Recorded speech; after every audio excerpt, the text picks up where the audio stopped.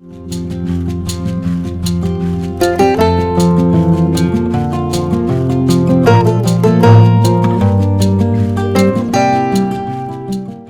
महान परमेश्वर जो हमें सुरक्षा देता है, वो महान परमेश्वर जो हमें आशीष देता है, वो महान परमेश्वर जिसका नाम प्रभु यीशु मसीह है, जो हमारी सुधि लेता है, उस परमेश्वर को धन्यवाद की भेंट चढ़ाएंगे और प्रभु से कहेंगे कि प्रभु, आज के आपके पवित्र वचन के जरिए आप मुझसे बोले, मुझसे बात करें।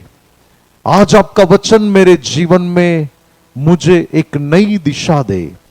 आज आपका वचन मेरे जीवन में अद्भुत रीति से कार्य करे, ताकि जिस बात को लेकर मैं इस स्थान पर हूं, आज मुझे मेरी परिस्थितियों का उत्तर मिल सके। आइए हम परमेश्वर का धन्यवाद करते हैं। Thank you father, thank you Jesus, thank you Holi spirit. प्रेमी पिता परमेश्वर, प्रभु यीशु मसीह के सामर्थी नाम से हम आपके अनुग्रह के सिंहासन के पास आते हैं। प्रभु, हम आपका धन्यवाद करते हैं क्योंकि आपने अपने अनुग्रह में इस स्थान पर, इस जगह पर आने के लिए हमें जो अनुग्रह दिया, तब प्रभु हम आपका धन्यवाद करते हैं उन सारी भलाइयों के लिए जो आपने हमारे जीवन पर प्रकट की, उन सारी आशीषों के लिए जो आपने हमारे जीवन में प्रभु प्रकट करके आपने हमारे जीवन में जो अद्भुत कार्य किया है। प्रभु, उन सारी बातों के लिए जहां पर आपने हमें एक अच्छी सेहत दी, आपने सुरक्षा दी, आपने हमारी जरूरतों को पूरा किया, आपने हमारे जीवन में अद्भुत और महान आश्चर्य कर्म किए, उन सारी बातों को लेकर प्रभु मैं आपको सारा आदर और सारी महिमा देता हूं। धन्यवाद करता हूं प्रभु कि आप आज भी हमारे जीवन को निहार कर हमारी सुधि लेते हैं। प्रभु, मेरी प्रार्थना है कि आज आपका जो वचन हम सुनने जा रहे हैं, प्रभु हम सिर्फ सुने इतना ही नहीं, लेकिन हम उस वचन को ग्रहण कर सके। वो वचन हमारे जीवन में आज अद्भुत रीति से कार्य करे। आपका पवित्र आत्मा हमारे बीच में अद्भुत रीति से कार्य करने पाए और आने वाले सभी लोगों के जीवन में प्रभु आज आपकी बड़ी अद्भुत महिमा होने पाए, ऐसी मेरी प्रार्थना और विनती है। धन्यवाद प्रभु, आपने मेरी प्रार्थना को सुना। सारा आदर, सारी महिमा हम आप ही को देते हैं, प्रभु यीशु के नाम से, आमीन, आमीन, हालेलुया। कितने लोग खुश हैं? Praise the Lord. कितने लोग खुश हैं? चौथी बार पूछूंगा, कितने लोग खुश हैं? ओके, तो मुझे लग रहा है कि यह संदेश आपके लिए नहीं है, लेकिन जीवन में हम कहते हैं कि हम खुश हैं, हम मुस्कुराते हुए चेहरे के साथ कहते हैं कि प्रेज द लॉर्ड, जय मसीह की। लेकिन मैं आपको कहना चाहता हूं कि आज जो लोग कहते हैं कि हम बहुत खुश हैं, उनके जीवन के भीतर भाग को एक ऐसा परमेश्वर अपनी नजर से जब निहारता है, तब देखता है कि मेरा बेटा, मेरी बेटी टूटी हुई परिस्थिति में है।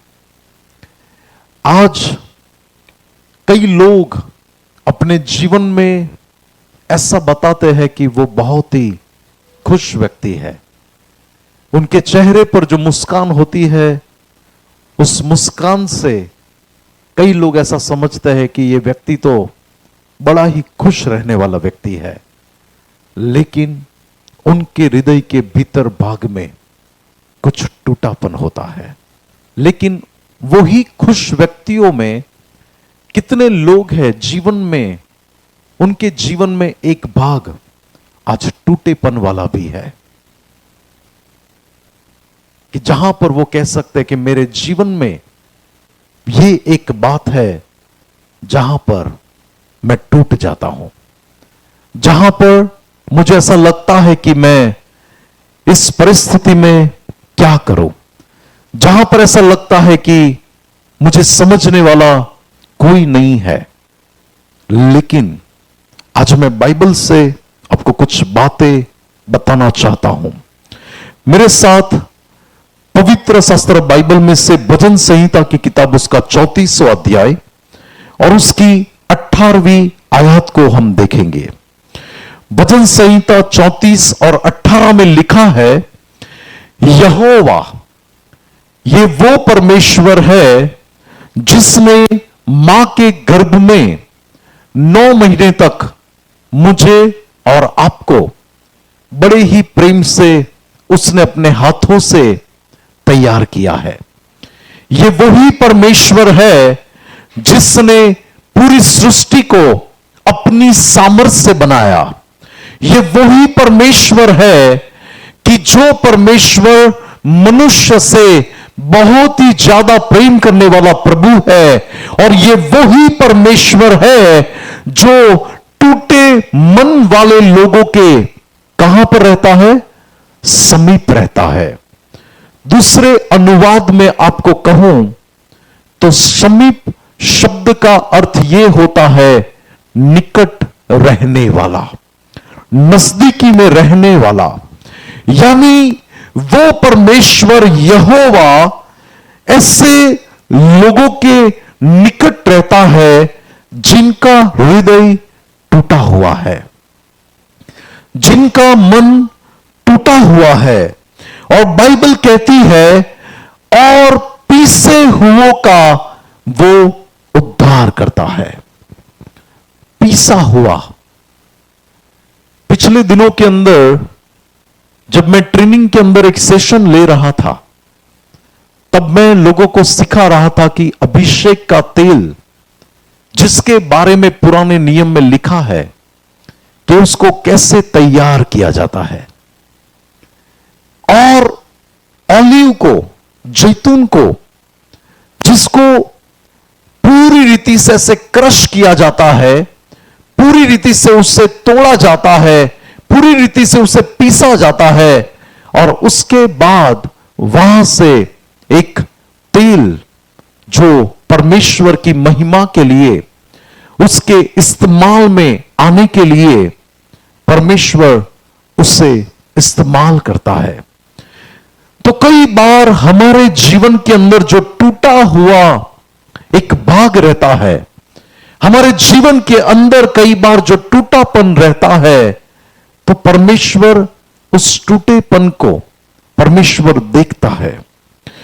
मसीह में मेरे प्रिय भाई और बहन, जितने लोग मुझे इसमें सुन रहे हैं, मैं आपको कहना चाहता हूं कि हर एक व्यक्ति के जीवन में एक ऐसा समय आता है कि जब उसका हृदय टूट जाता है, कुछ ऐसी परिस्थितियों को लेकर कि जहां पर परिवार में अपने निकटतम व्यक्ति की यदि मृत्यु हो जाती है, अचानक से ही ऐसी कोई बीमारी का सामना किसी व्यक्ति को या तो फिर परिवार के कोई व्यक्ति को करना पड़े।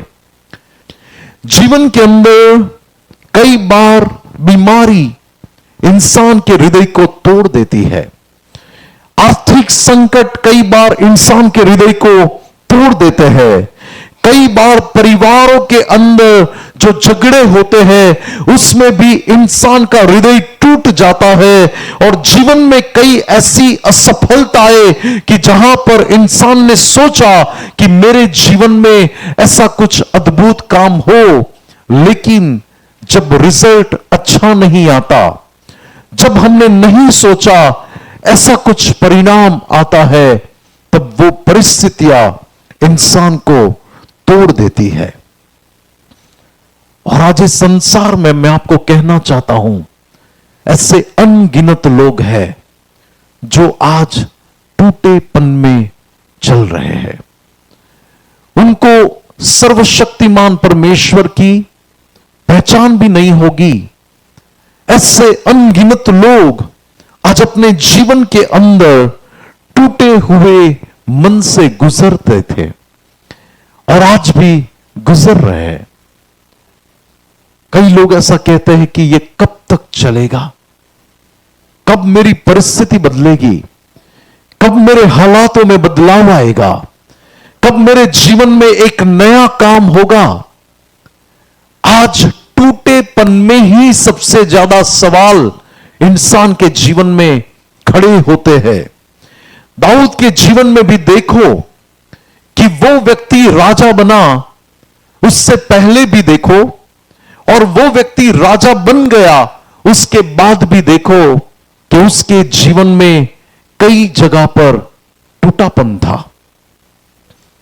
राजा बनने से पहले शाऊल ने उसे मारने के लिए इतना प्रयास किया कि जिसको वो पिता कह के बुलाता था। शाऊल उससे घात करना चाहता था और ये दाऊद डर के मारे अलग अलग जगह पर भागकर, छिपकर अपने जीवन को बचाने के लिए इधर उधर घूमता था। यही दाऊद अपने जीवन में उसने लोगों से अपमान भी सहन किया, उसने अपने जीवन में डर को भी देखा कि मौत क्या है। एक जगह पर उसने कहा कि मेरे बीच और मेरी मृत्यु के बीच सिर्फ एक जमीन की दूरी है, थोड़ा ही फासला है। और उस टूटेपन के अंदर उसने ये भजन लिखा। उस टूटे हुए हृदय के अंदर उस व्यक्ति ने प्रकाशन पाया पवित्र आत्मा की ओर से, कि जहां पर उसने जाना कि भले ही मैं टूटा हुआ हूं, मेरे जीवन में असफलताएं हैं, मेरे जीवन में डर है, मेरे जीवन में अकेलापन है, लेकिन उसने एक प्रकाशन पाया कि जिस परमेश्वर पर वो विश्वास करता था, जिस परमेश्वर से वो प्रार्थना करता था, और उसने ये प्रकाशन पाया कि यहोवा मेरे जैसे टूटे हुए मन वालों के समीप रहता है। परमेश्वर कहता है कि पृथ्वी उसने मनुष्य के लिए बनाई, लेकिन स्वर्ग उसने अपने लिए बनाया। और वो स्वर्ग में उस महिमा के सिंहासन पर बैठने वाला परमेश्वर, कि जो इस पृथ्वी से स्वर्ग करोड़ों माइल दूर होगा, लेकिन वो परमेश्वर ऐसे लोगों के निकट रहता है कि जिसका हृदय टूटा हुआ है। दाऊद ने देखा कि मेरा खुद का बेटा अबशलोम मुझे मार डालने के लिए मेरे पीछे पड़ा है। उसने अपने जीवन में बहुत सारे संकट देखे, लेकिन उसने ये प्रकाशन को पा लिया कि टूटेपन में सब लोग छोड़ सकते हैं।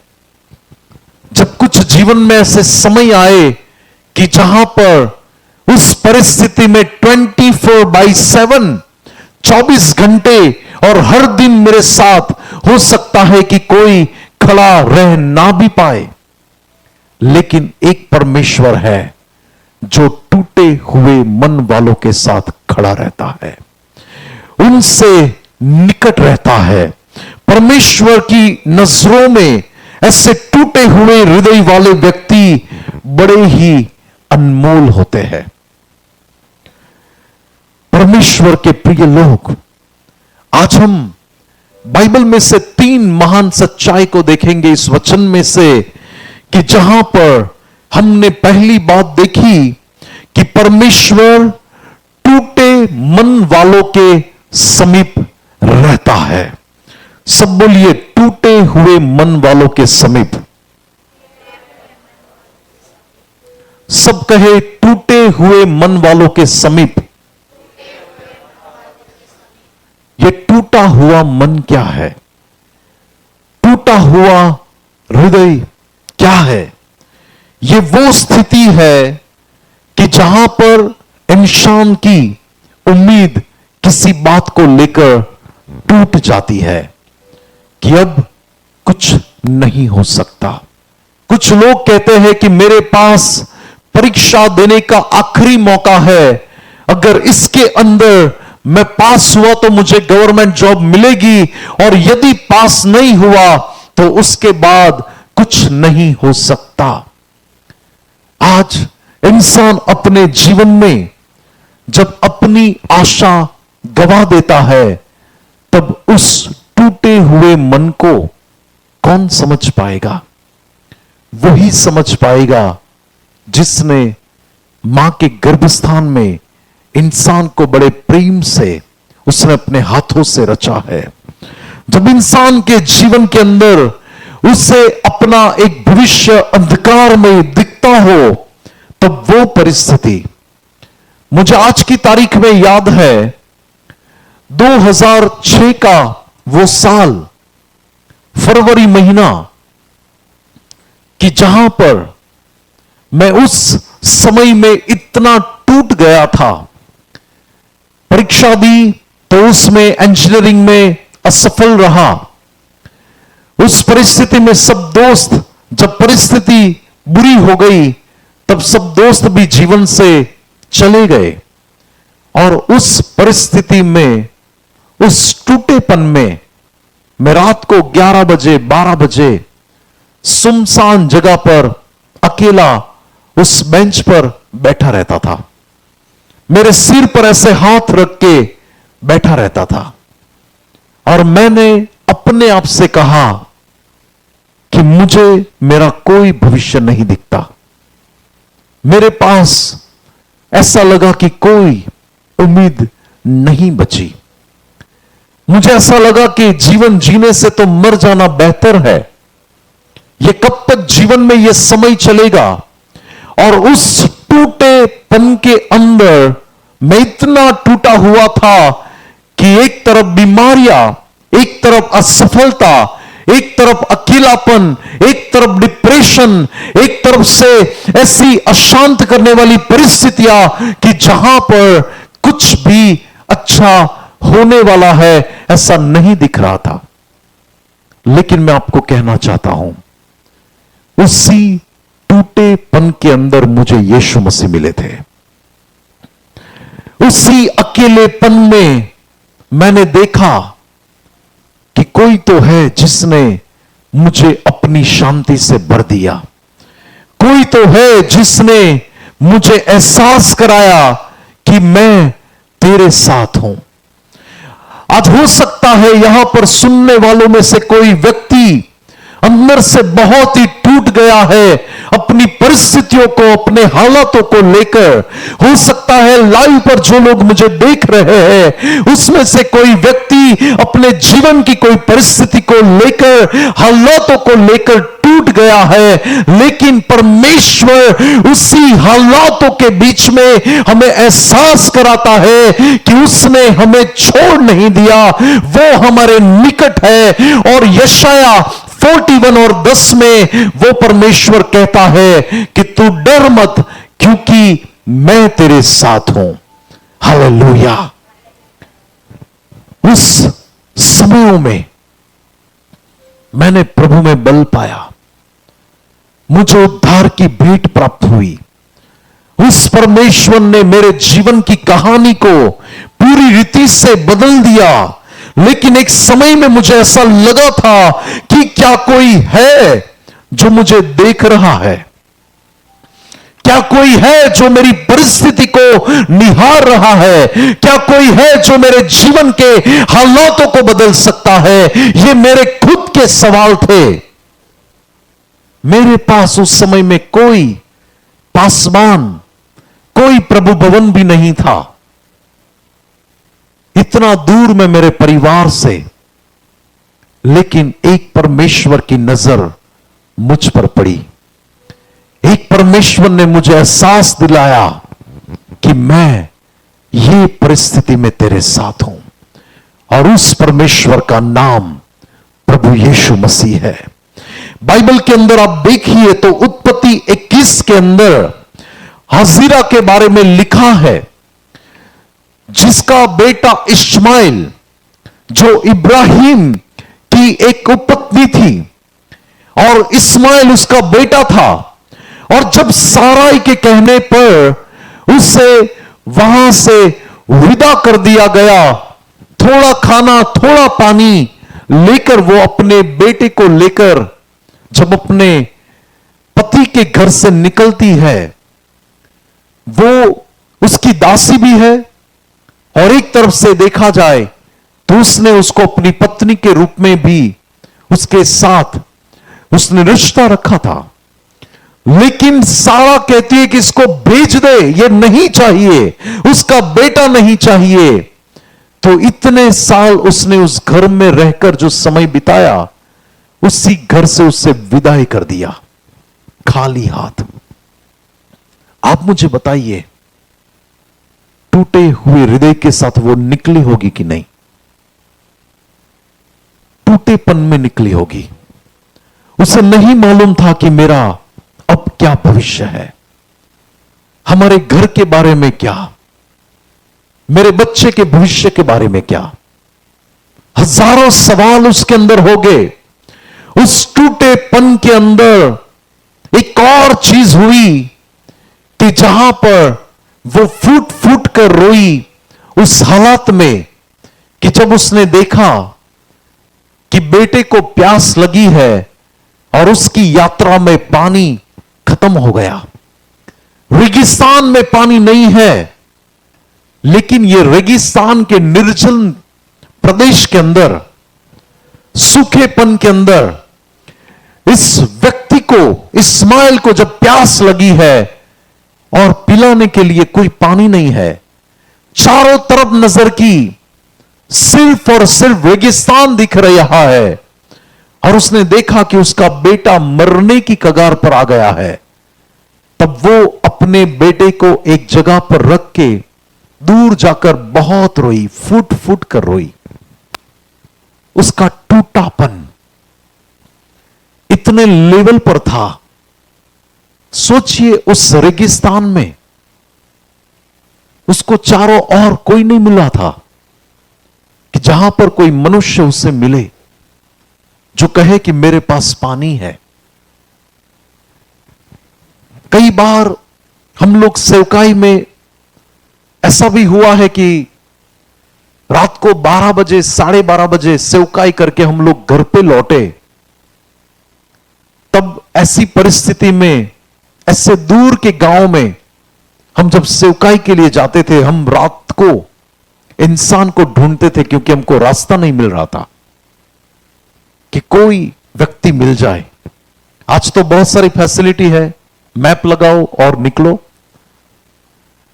लेकिन सोचिए कि हम कई ऐसी परिस्थिति में मनुष्य से सहायता मांगते हैं, मनुष्य से सहायता चाहते हैं, लेकिन टूटापन उस समय में भी ज्यादा बढ़ जाता है कि जब अपने लोग अपनी सहायता नहीं करते, जब रिश्तेदार मुंह फेर लेते हैं, तब इंसान का टूटापन और बढ़ जाता है कि हमारा कौन। और ये हजीरा वहां पर फूट फूट कर रो रही है और उसे लगा कि सब खत्म, पानी नहीं है, बेटा तड़प तड़प कर मर जाएगा। लेकिन उसी रोने के बीच में परमेश्वर की आवाज उसके पास पहुंची। परमेश्वर ने अपने स्वर्गदूतों को, अपने स्वर्गदूत को एक संदेश लेकर भेजा और परमेश्वर ने ही हाजिरा से बात की और हाजिरा को एक कुआं दिखाया जहां से उसको पानी मिला और उसने अपने बेटे को पानी दिया। वहां पर आप मुझे बताइए, कौन सा मनुष्य उसकी सुधि लेने के लिए आया? इब्राहिम परमेश्वर का मित्र था, वो भी उसके साथ उस समय में नहीं था। उस समय कोई मनुष्य की सहायता उसके पास नहीं थी। लेकिन उस टूटेपन के अंदर कौन था जिसने उसको स्मरण किया? उस टूटेपन के अंदर कौन था जिसने उसके आंसुओं को पोंछा? कौन था जिसने उसके बेटे को जीवन दान दिया? वो परमेश्वर, जिस परमेश्वर ने उसको एक बड़ी योजना में इस्माइल को भी रखा था। और वहां पर प्रभु ने ऐसा काम किया। तब एक सवाल वो करती है, और वो मुझे पढ़ना बहुत अच्छा लगता है। वो कहती है कि क्या उसकी नजर मेरे पर यहां पर भी पड़ी? और वो एक नाम देती है, एल रोई, यानी कि परमेश्वर की नजर मुझ पर पड़ी है। हालेलुया। वो परमेश्वर के नाम को उस रीति से प्रकट करती है। बाइबल कहती है कि मैं और आप परमेश्वर की नजर में अनमोल है। भले ही टूटे हुए हो, भले ही आपके जीवन में कठिन हालात, कठिन परिस्थिति चल रही हो, लेकिन परमेश्वर आपके हृदय के बहुत निकट है। परमेश्वर ने क्या किया? परमेश्वर ने उस परिस्थिति को पहले नहीं बदला हाजिरा को लेकर, लेकिन परमेश्वर ने अपनी आवाज से सबसे पहले उससे यह बताया कि तुझे निहारने वाला मैं तेरा परमेश्वर हूं। यानी प्रभु ने उसे सबसे पहले अपनी उपस्थिति का एहसास दिलाया कि ये रेगिस्तान में तेरे साथ तेरा परमेश्वर भी है। हालेलुया। आज मैं आत्मा में सडनली ये रेवलेशन को महसूस कर रहा हूं कि कुछ लोग आज अपने जीवन में रेगिस्तान में से होके जैसे गुजर रहे हैं। सूखापन, जहां पर आपको कोई फल नहीं दिख रहा है। उस सूखेपन में आपको ऐसा लग रहा है कि जीवन के साल ऐसे ही चल रहे हैं। उस सूखेपन में आपको ऐसा लग रहा है कि मेरे जीवन में कुछ अच्छा हो, ऐसा मुझे इधर भी नहीं दिख रहा है, इधर भी नहीं दिख रहा है, आगे भी नहीं दिख रहा है, पीछे भी नहीं दिख रहा है। रेगिस्तान को आप देखोगे तो वो पूरी रीति से सूखा होता है, लेकिन महान परमेश्वर ऐसा कहता है कि निर्जल देश में मैं पानी की नदियां बहाऊंगा। निर्जल देश में मैं जल के सोतों को बहाऊंगा। वो परमेश्वर जो टूटे हुए लोगों के हृदय के पास रहता है, वो ही परमेश्वर आपके जीवन की परिस्थितियों को भी बदलेगा। हालेलुया। उस परमेश्वर पर संदेह ना करें। आज कई लोग प्रभु के भवन में आते हैं, चर्च आते हैं, लेकिन उनका टूटापन वो लेकर प्रभु के भवन में आते हैं।